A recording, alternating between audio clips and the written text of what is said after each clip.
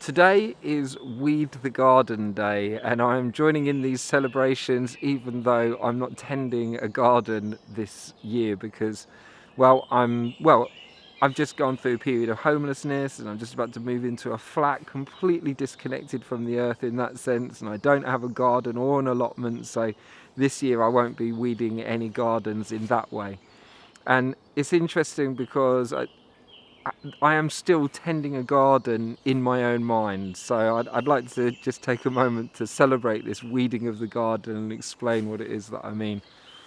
Um, there's a guy called James Allen who talks about, in his wonderful book, he talks about how a garden brings forth no matter whether we tend to it or not. And if you don't put and tend for particular plants, then a garden will bring forth a bounty of weeds and things that we don't want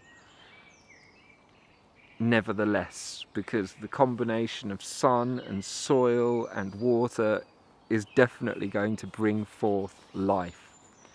And he uses that metaphor to talk about our minds.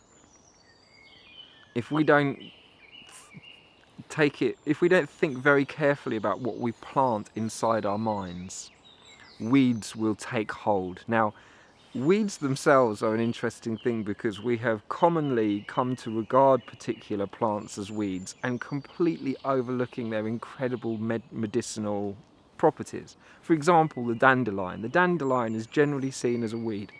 It grows very easily and happily nearly all over, but it plays these incredible functions.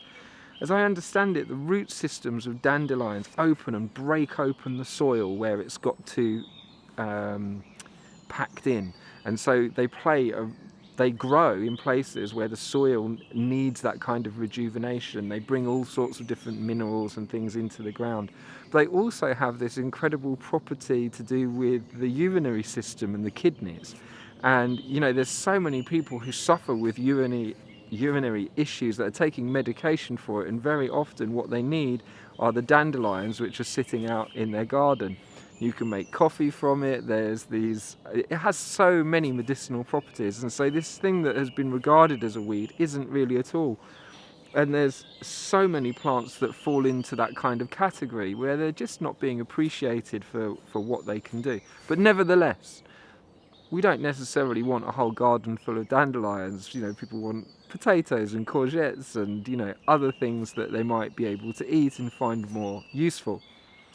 And so nevertheless, there's going to come this moment where one has to choose in a certain space, a certain limited space, which any garden, the word garden actually infers the sense of a wall, of a space. It's a contained space. It's cut off from the wilds in a sense. It's an area of domestication.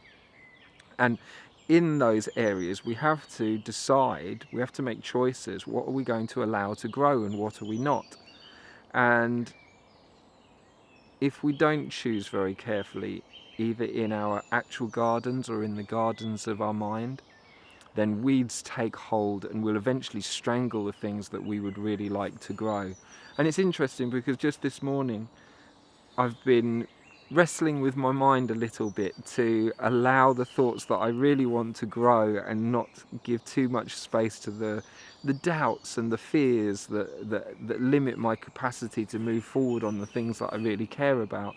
So I've been trying to create space for the positive things that I want to create by gently weeding out some of those nagging thoughts that could be diminishing the bounty that my garden can actually bring forth, the garden of my mind. So today I'm celebrating Weed the Garden Day.